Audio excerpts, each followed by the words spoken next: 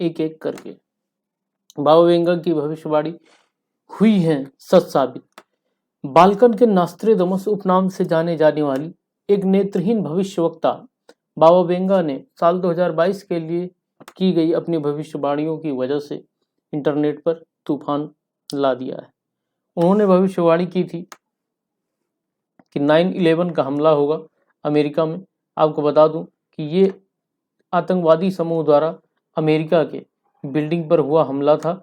9/11 इसलिए बोलते हैं कि सितंबर में हुआ था, इसलिए इसको 9/11 बोलते हैं।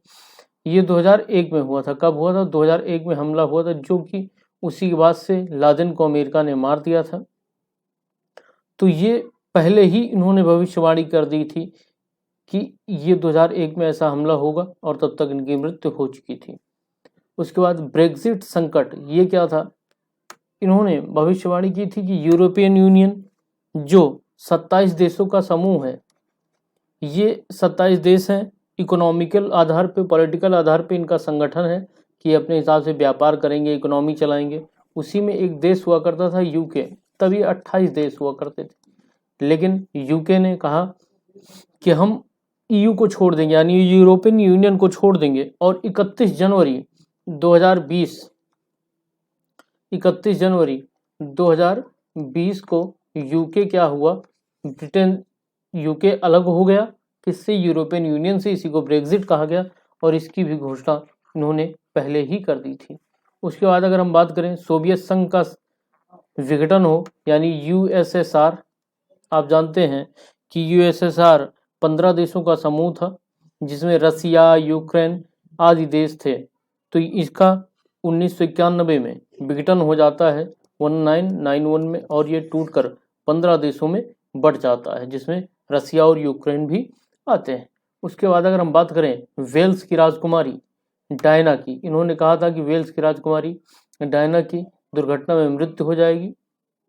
तो इनकी मृत्यु दुर्घटना में हो गई थी 1997 में। अगर हम बात करें कि चेरनोबिल आपदा क्या है, ये रसिया में एक आप कह सकते हैं परमाणु रिएक्टर में एक विस्फोट हुआ था, तो उसकी भी इन्होंने कहा था कि ये आपदा होगी, वो भी हुई। और अब 85 साल की उम्र में अपनी मृत्यु के पहले इन्होंने 2022 के बारे में कुछ चौंकाने वाली बात कही थी। ये आप देख रहे हैं, ये टावर है, 9/11 का हमला इसी से जाना जाता है। यहाँ पे प्लेन आया था और प्लेन इस बिल्डिंग में क्रैश हुआ था। ये आतंकवादियों का प्लेन था। उसके बाद अमेरिका ने इस पर रिएक्ट किया था। अगर हम बात करें, ये है प्रिंसेस डायना, वेल्स की राजकुमारी थी। इनकी भी मृत्यु 97 में हो गई थी। 1997 में ये कार दुर्घटना में इनकी मृत्यु हुई थी। इसको भी वेंगा ने कहा था कि इनकी मृत्यु ऐसी हुई होगी, और ये हुआ भी। ये है रूस का पहले का मैप, यानी यूएसएसआर, जब ये इतना बड़ा संगठन हुआ करता था, और इन्होंने कहा था ये विघटित हो जाएगा। और आप देखते हैं कि 1991 में यूएसएसआर का 15 देशों में विघटन हो जाता है। अब बात करते हैं भारत की, कि इनकी भारत के बारे में क्या भविष्यवाणी है।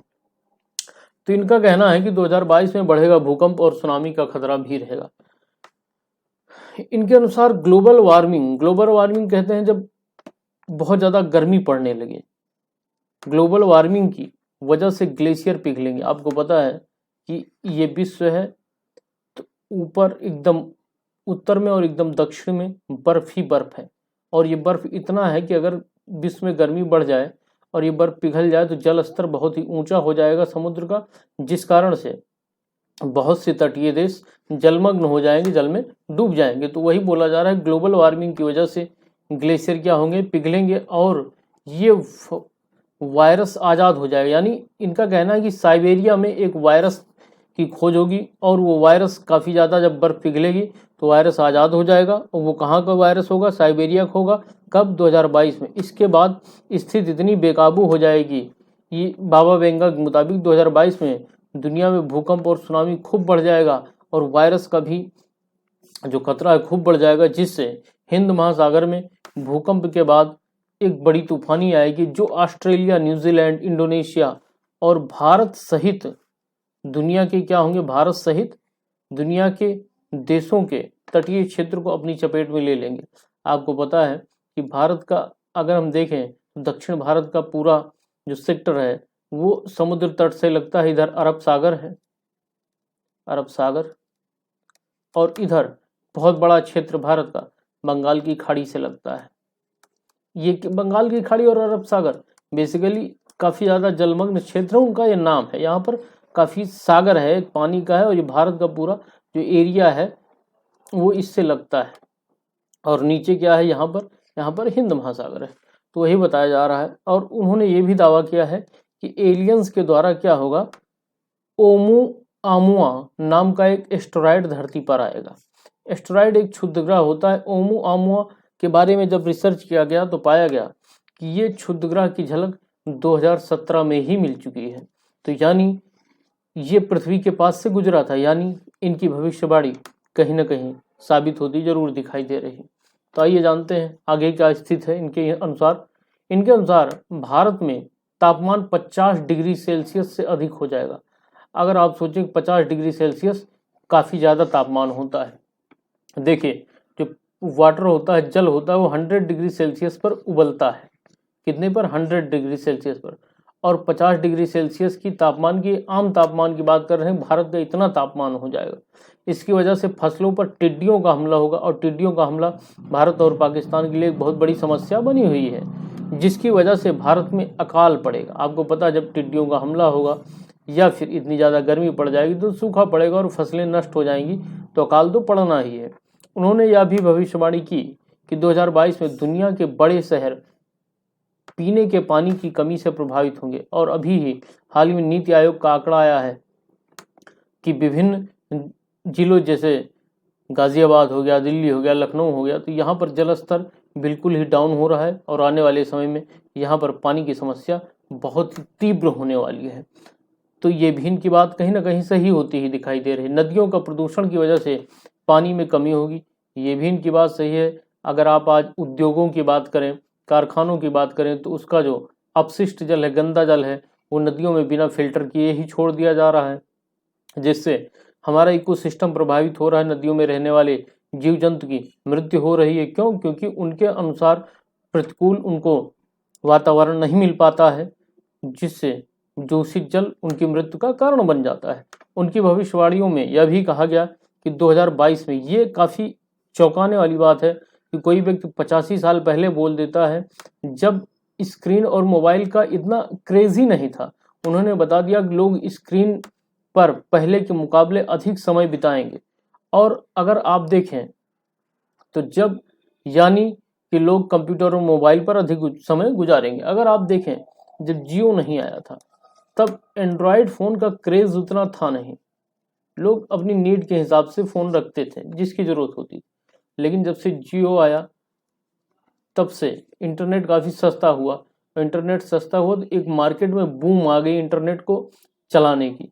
उसके बाद से मैक्सिमम यूजर्स आज के समय में एंड्रॉयड फ़ोन का इस्तेमाल कर रहे हैं। और अगर आप देखें तो लोग अपना अधिक से अधिक समय मोबाइल पर ही गुजारते हैं। कोई रिलेटिव्स अगर घर में आता है तो हमने देखा है कि वो बैठा है, बात कर रहा है, लेकिन मोबाइल में कुछ ना कुछ करता रहता है। ये कहीं ना कहीं मानसिक बीमारी इससे होगी, यानी आपकी चिंतन की सोचने की क्षमता खत्म हो जाएगी। आप ज़्यादा से ज़्यादा मोबाइल पर, गैजेट्स पर निर्भर हो जाएंगे। और ये भी बात इनकी 100% सही हो रही, इसको नकारा नहीं जा सकता। आप बच्चों को देखें, अगर बच्चे घर में भोजन नहीं कर रहे हैं तो उनको बोलो कि बेटा लो कार्टून देख लो, चला दो, तो भोजन करने लगते हैं। या बच्चा कहता है कि मैं बिना कार्टून देखे खाना नहीं खाऊंगा। तो ये कहीं ना कहीं ये भविष्यवाणी इनकी सही हो रही है, और ये काफ़ी गंभीर मुद्दा है और इस पर हम सबको सोचना चाहिए। अगर हम देखें तो उसके बाद मैंने पड़ताल किया कि क्या वाक्यों में ऐसा कुछ सिस्टम चल रहा है क्या। तो अभी हाल ही में ग्लोबल हंगर इंडेक्स की जो रिपोर्ट आई थी 2021, ग्लोबल हंगर इंडेक्स का मतलब विश्व भूखमरी सूचकांक। ये सूचकांक बताता है कि विश्व के देशों में किस देश में कितनी भूखमरी है, वहाँ के लोग कितने भूख के बिना उनकी मृत्यु हो रही है, और कितने देश अपने लोगों को भूख से बचा पा रहे हैं, यानी वहाँ पर भूख की समस्या नहीं, सबको भोजन उपलब्ध है।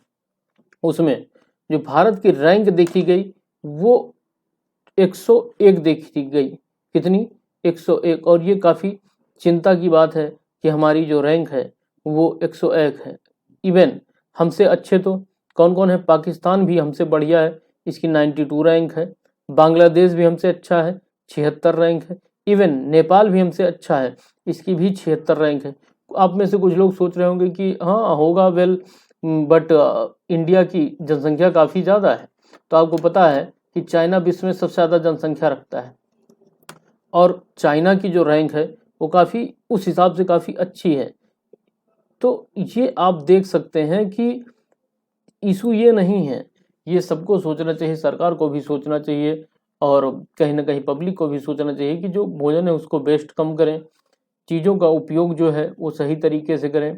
मैं देखता हूँ ग्रामीण इलाकों में या मैक्सिमम लोग जहाँ पर पानी की सुविधा है कि बस मोटर चला दो और जल बहता रहे, तो उन लोगों की वैल्यू नहीं है, पानी की वैल्यू नहीं है। कि आपको पता है कि जो स्वच्छ जल का परसेंट है वो 1 से 2% ही है जो हम पीने लायक है, बाकी खारा जल है और वो पीने लायक नहीं है, उसको हम पी नहीं सकते हैं ना फिल्टर करके ना ऐसे। तो ये काफ़ी चिंता का विषय है और इसमें हम सभी लोगों को जागरूक होना चाहिए।